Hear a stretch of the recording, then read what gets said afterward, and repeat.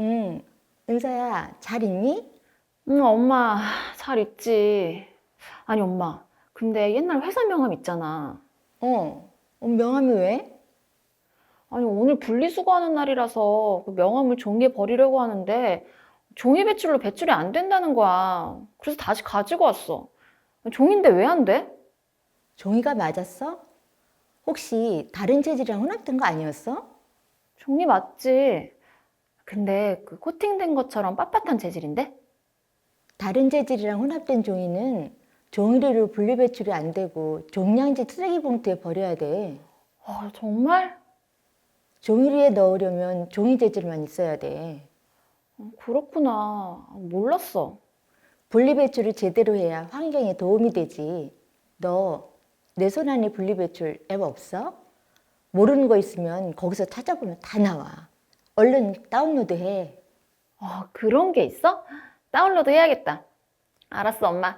이따 또 통화해. 알았어. 응. 바다 보러 간다더니 도착한 건가?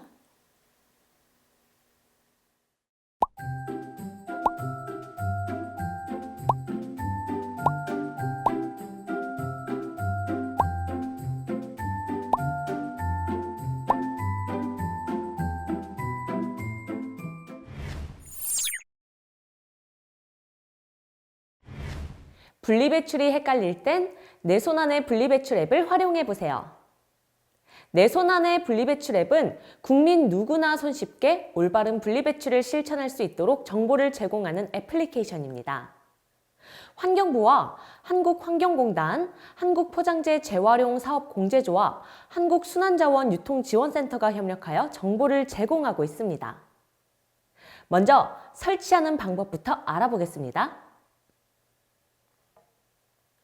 애플리케이션 스토어에서 내 손 안의 분리배출을 검색합니다. 버튼을 눌러 앱을 설치합니다. 설치가 되었으면 내 손 안의 분리배출 앱을 열어보겠습니다. 앱 화면을 보면 종이류, 금속, 캔, 유리병류 등 각 분리배출 항목에 따른 배출 요령과 또 자주 묻는 질문, 품목 검색, 질문하기의 메뉴로 구성된 것을 볼 수 있습니다. 여러 가지 항목별로 정리가 되어 있죠? 첫 번째 항목인 종이류를 눌러볼까요? 종이류와 종이팩에 대한 설명이 있어요. 또 다른 재질이 혼합된 종이나 또 오염된 종이는 종량제 봉투로 배출하라고 되어 있네요. 분리배출 기준과 항목별 배출 요령 잘 나와 있죠? 이번에는 품목을 검색해 보도록 하겠습니다. 먼저 이름으로 검색해 볼까요? 돋보기 옆 검색창을 이용하여 직접 검색을 해도 되고요. 아래 자음을 선택해 폐기물 이름 기준으로 검색할 수 있습니다. 기획을 눌러볼게요. 이렇게 자음 기획으로 시작하는 폐기물 목록을 볼 수 있으며 각각의 폐기물들의 분류 기준을 알 수 있습니다. 분류로도 확인할 수 있어요. 종이류, 종이팩, 금속캔 등 각 분류별 항목을 눌러 해당하는 폐기물들을 확인할 수도 있는 것이죠. 종이류를 누르면 이렇게 종이류에 대한 품목이 자세히 나옵니다. 여기 메뉴 중 FAQ 메뉴를 눌러볼까요? FAQ에서는 자주 묻는 질문들과 또 답변을 확인할 수 있어요.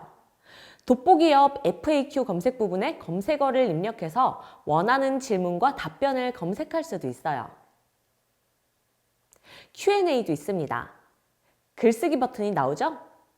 제목과 작성자명, 또 수정 및 삭제를 위한 비밀번호, 그리고 내용을 입력 후 저장을 누르면 질문이 작성됩니다. 앱 내 손 안의 분리배출로 분리배출에 대한 궁금한 점을 모두 해결해 보세요.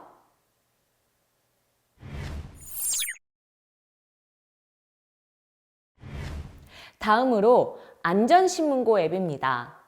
안전신문고 앱은 행정안전부에서 운영하는 애플리케이션으로 일상생활 주변에서 접하는 안전 위험 요인을 국민들이 간편하게 신고할 수 있어요.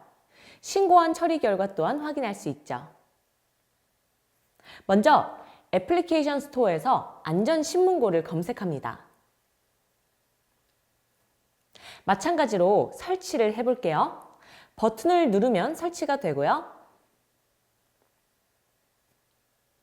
몇 가지 권한에 대한 동의를 해야 하는데요. 신고 위치를 추적하기 위한 위치 정보 사용, 또 사진 첨부를 위한 미디어 권한 등 필요한 권한에 대해 동의를 진행한 후 안전신문고 애플리케이션에 진입해 볼게요. 애플리케이션을 실행하면 신고를 위한 화면들이 있음을 알 수 있어요.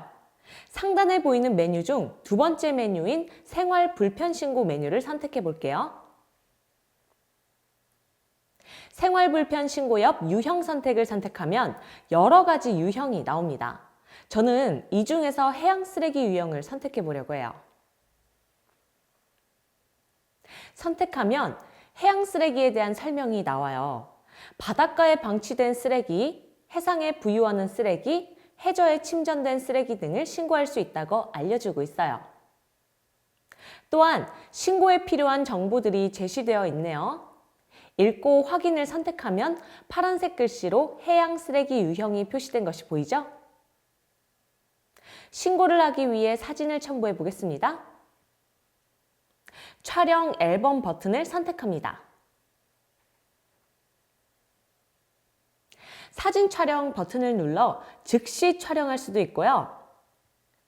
사진 선택 버튼을 눌러서 앨범에서 사진을 선택할 수도 있습니다. 선택했나요? 사진 또는 동영상 첨부가 완료됐다면 첨부한 사진, 동영상이 이렇게 표시됩니다. 이제 쓰레기가 있는 지역을 신고하기 위해 위치를 지정해 보도록 해요. 위치 찾기 버튼을 선택합니다. 그리고 신고하려는 지역을 검색해요. 주황색으로 표시된 주소 검색 버튼을 선택하면 도로명 또는 지역명으로 해당 위치를 검색할 수 있고요. 초록색의 키워드 검색 버튼을 선택하면 주소가 아닌 키워드를 통해 위치를 찾을 수 있어요. 광화문, 서울역 등 키워드를 입력하는 거죠. 내용 부분에는 신고하고자 하는 내용을 작성하면 됩니다. 신고 내용으로는 일시, 장소, 쓰레기의 종류, 투기자를 목격했다면 투기자의 인적사항 등을 작성하도록 안내되고 있어요. 관련된 내용으로 작성하고 추가적으로 도움이 될 내용이 있다면 작성하면 됩니다. 마지막으로 휴대전화 번호를 작성하고 제출 버튼을 선택하면 제출이 됩니다. 지금까지 두 가지 어플리케이션을 함께 설치하고 활용해 보았습니다. 여러분도 일상생활에서 꼭 활용해 보길 바랍니다.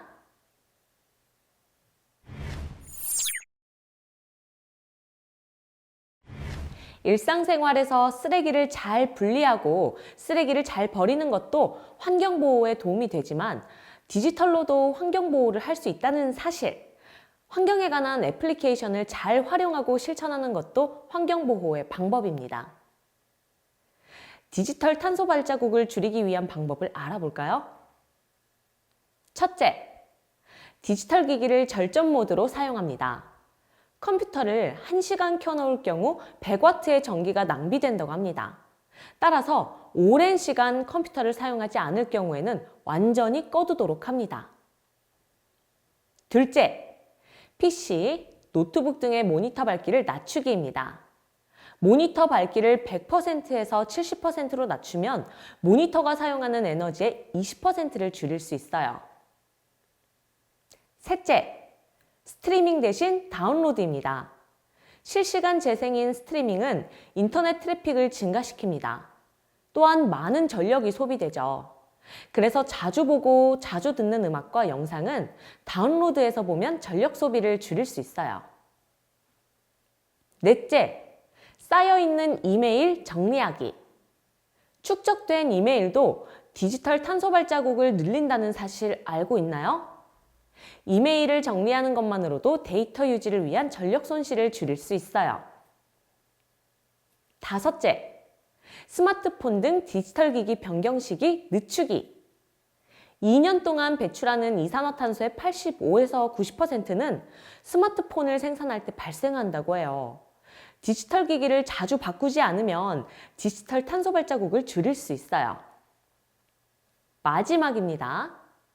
웹브라우저 개인정보 보호 모드 사용하기. 우리도 모르게 우리의 데이터는 수십 개에서 수백 개의 회사로 전송이 됩니다. 개인정보 보호 모드 또는 시크릿 모드를 사용하면 데이터 전송 및 처리를 차단해서 불필요한 트래픽 발생을 막아줘요. 이는 디지털 탄소 발자국을 줄이는 데 도움이 됩니다. 디지털 기기를 이용하여 환경보호 실천하기. 여러분 모두 할 수 있겠죠?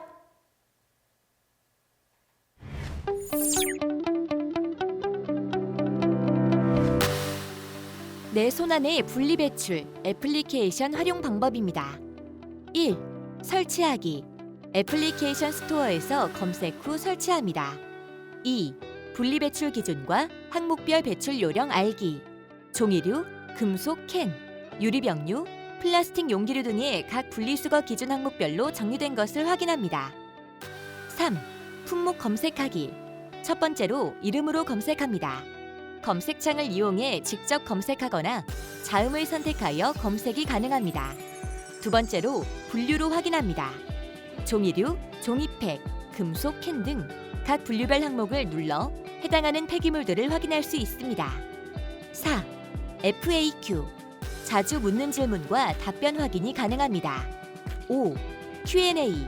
궁금한 점이 있으면 직접 질문할 수 있습니다. 안전신문고 애플리케이션의 활용 방법입니다. 1. 설치하기. 애플리케이션 스토어에서 검색 후 설치합니다. 2. 생활 불편 신고 메뉴 사용하기. 3. 신고 유형을 선택하기. 4. 사진 동영상 첨부하기. 5. 위치 지정하기. 6. 신고 내용 작성하기. 디지털 탄소 발자국 줄이기 방법입니다. 1. 디지털 기기를 절전 모드로 사용하기. 2. PC, 노트북 등의 모니터 밝기 낮추기. 3. 스트리밍 대신 다운로드. 4. 쌓여있는 이메일 정리하기. 5. 스마트폰 등 디지털 기기 변경 시기 늦추기. 6. 웹브라우저 개인정보 보호 모드 사용하기.